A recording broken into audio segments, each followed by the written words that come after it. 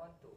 Today, I am Muhammad Taufiq bin Madar. I will be your host for forum today. Today, I will bring you 5 special guests in order to discuss about the latest issue, which is violence crime in Malaysia. So, before I come up further, let me introduce the panel. For the first one panel, I would like to introduce to you. The first one is Dr. Hazira binti Syafi'i, a lecturer from University Tun Hussein of Malaysia. Our next panel is Miss Atira binti Muhammadin, a reporter from Bernama. Our third panel over there, Madam Farahin binti Abdul Rahim, a counsellor from Tengku Abdullah Science School. Our fourth panel, Datin Sri Syahira binti Ramli, Minister from Ministry of Home Affairs. And the last one, our fifth panel is Muhammad Syazwan bin Mansur, an officer from AAK. So, violence crime in Malaysia. As I read newspaper and watching TVs, nowadays, violence crime are one of the big issues in our country. Violence crime are rising day by day. I have watched TV and newspaper. I read the newspaper that there one news about a mother who are willing to torture her child, and unfortunately, that mother admit that she feels very satisfied when he beating her child. So, I would like to ask a question to our panel. We start with our first panel, which is Dr. Hazira binti Syafi'i. So, Doctor, can I ask you, in your perspective, what is meant by violence crime, and how these crimes are occurred in Malaysia? Thank you, host, because give me opportunity to speak today. For me, a violent crime is a crime in which an offender use or threatens force to open a victim. This entails both crimes in which the violence act is the objective, such as murder, as well as crime in which violence is the means to end. Typical violence criminals include burglars and gangsters and the others. Teenagers also involved in this case. Before this, my team and I do a research about the violence crime among the young people. Research has documented the magnitude of the violence and the trend in the violence over time. But what we know about why the young people become involved, and why do some youth get caught in the violence while others are not. So within the research used to answer this question, there are a list of top reasons that contribute to violence crime. First and foremost, the most powerful factor for violence at age 15 to 18 get involved in the general offences. General offences include serious but not necessarily violence acts, such as burglary, preemptive, extortion, and commission for a felony. Numerous studies has documented the overlap between the serious violence and violence offence in adolescence. So, early involvement in serious offence carries a substantial risk for violence later. There are no non-strong factors for violence crime in the family domain, but low socioeconomic status or poverty, and having antisocial family, and also the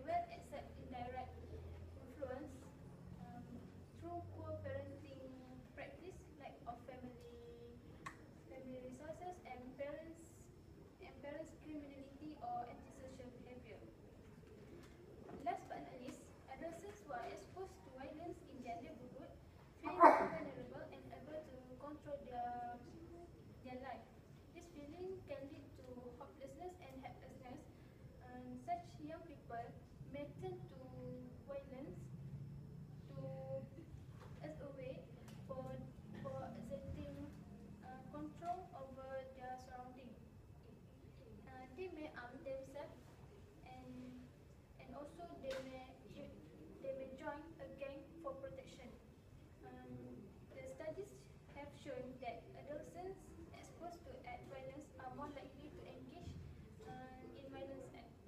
That's all. Okay.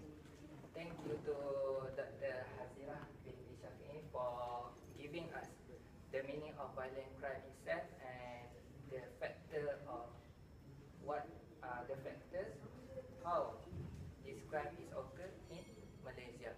So, Miss Hazira, uh, just now Dr. Hazira has been tell us about the meaning of violence crime and factor how this violence crime occur in Malaysia.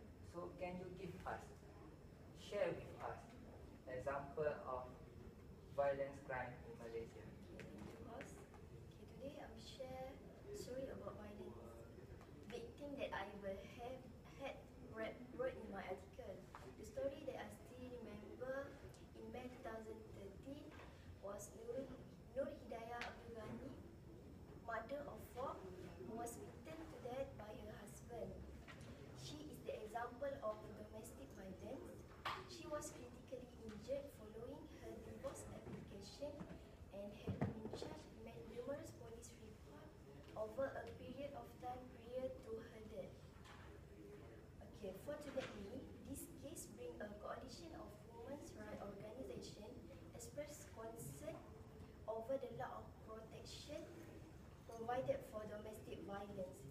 Due to the allegation of repetitive domestic violence, Women's Group, part of the Joint Action Group for Gender Equality (JAG), has proposed for a legal obligation to provide protection for victims for domestic violence through the criminal justice victim of domestic violence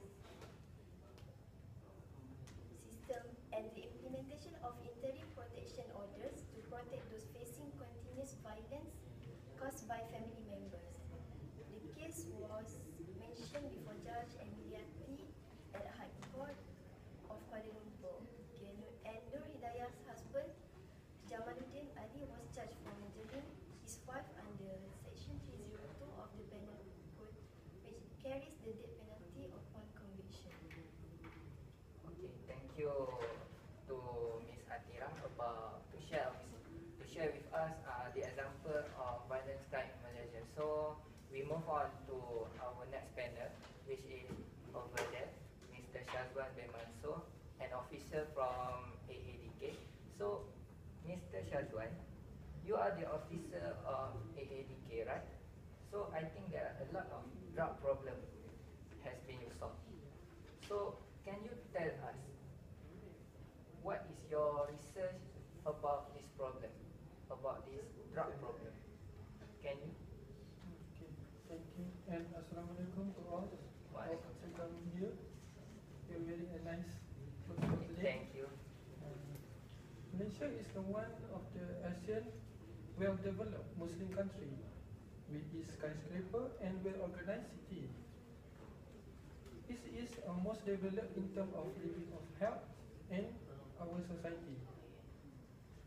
But it has its problem that come with Western style development. What is more serious is a drug. Obvious among its young people in Malaysia, mostly aged between 15 to 39, when in February 2012, Malaysia government hosts the Non-Aligned Movement (NAM) Summit in Kuala Lumpur. A silent war had just been fought. Hundreds of drug addicts were rounded up and temporarily quarantined in Kuala Lumpur. After the NAM Summit, little is known about what happened to the addicts, who are mostly in their 20s, and most of them are Malaysian Muslim. A report from my agency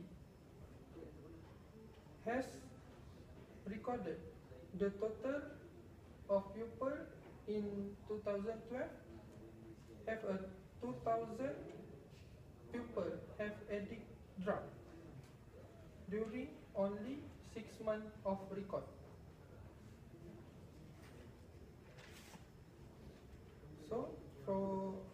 from my conclude, in country of just over 20 million of people, it means almost 4,500 addict people every month.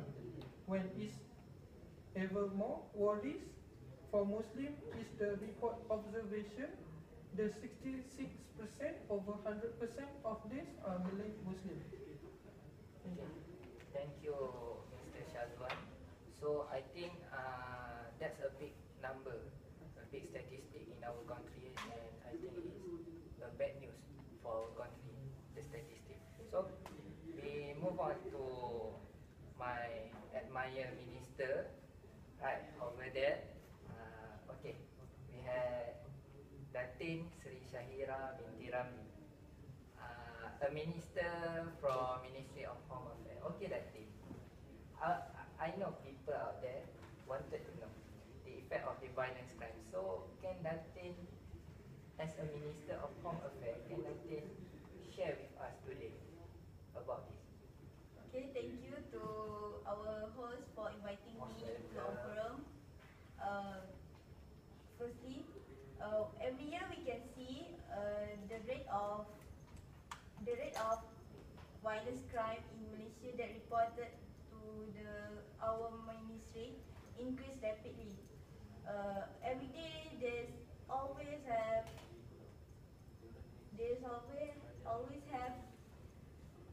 news that about violence crime happen in Malaysia. Here I want to share some negative effect about negative effect of violence crime that affect our life. Firstly, for individual effect, they may be suffering physical injury. It is because they might involve into fight scene or accident in race games. Some of them have health problem. There is a case from their past. They involved in drug abuse. The drug abuse usually affect the brain function. They cannot thinking straight. They also may have side disease such as HIV. Next, loneliness will hunted the criminals. Loneliness will lead to depression. This is happen because to avoid the perception of others about them, they like to be alone. Furthermore, violence crime also give effect to others, such as family. Family plays very important role in managing violence crime. The reason why the teenagers involved in crime is because of family problem. Besides, nowadays the phenomena of working parents, because they do not spend enough time with their children. They also cannot share or solve their problems, their children's problem. Then the children get involved in crime without guidance from their parents.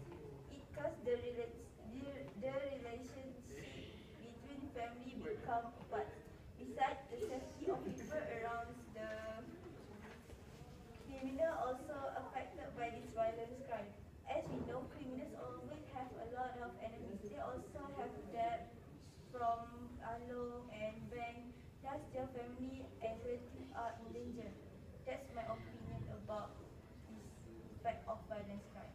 Okay, wait. I have seen that Miss Atira want to add something to us. So, okay, Miss Atira, what you want to add? I just want to share about the effect of psychological violence to their victims. The story is about 15 years old female student was being bullied by her senior at a school. This case occurred in February 2015, which is this year. Okay. From her experience, she said that she is being slapped on her left cheek. After not answering the question that been asked, her scarf and hair was pulled until she fell, and she struggled with the senior for almost 10 minutes. Okay. She actually had been provoked since last year, but did not mention it to her family because of afraid. Okay. From this story, we can see that The violence can affect traumatis to the victim.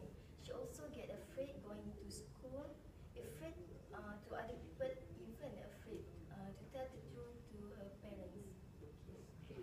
Okay, thank you to Miss Atira for something example of the violence crime, and thank you too to our minister Datin Sri Syahira binti Ramli for elaborating about the effects of the violence crime in our country. So we move on to our next panelist, to Madam Farahim binti Abdul Rahim, counselor from Tengku Abdullah Science School. So, Madam,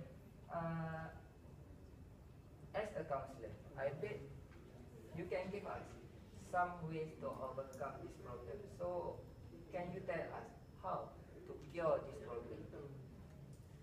Thank you for inviting me to talk about violence crime in Malaysia today. Okay, actually there are many ways on how to prevent or overcome violence crime in Malaysia, either in parents, society, school and country. First of all, must forming an attachment from parents. Make sure children have caring adults in their lives. Research has shown that kids need a minimum of 5 caring adults to help them grow in healthy and happy life. It is not just parents, but also grandmother, aunts, uncle, teachers, and also family members can serve as positive role models to them. For both children and adults who show violence tendencies, it is important to help them form attachments. Attaching to someone, whether from their family or a rehabilitation program, has been proven to help even highly violent individuals to make a real change. Okay, continue to the next role, which is in school. As a counselor in school, school always, not always, but must organize crime prevention campaign to increase awareness among teenagers, especially in primary school. This campaign must have clear goal, which students will be exposed to a variety of criminal activity. They will assess the extent of the greatness of a criminal, because finally they will be punished with penalties that commensurate with their acts. Indirectly, students will say that criminals and crime is something bad and does not give any important benefit. Civic education can form a noble personality of the teenager and can also promote good values within each adolescent. Okay, the next role is society. Actually, in neighborhood, set up neighborhood watch or a community patrol working with police. Make sure that our street and homes are well lighted. Build a partnership with police, focus on solving problems instead of reacting to crises. Make it possible for neighbors to report suspicious activities or crimes without fear-related detention. There are a few efforts that can be done to create a good, safe environment, which is develop infrastructure such as separating road for pedestrians and road, so it can prevent theft crime. Then build larger police to focus on public policy. This effort can help in the control and monitoring of suspicious activities in the concerned areas. Okay, for the last role, which is country, law enforcement is very important to preserve the peace, prosperity, and security of country. Organization that get involved in drafting the law is government. Thus, the law must emphasize safety more seriously. This is because to awaken society and everyone to respect the humanity of others. Thus, they will be more appreciate and think first before committing any crime.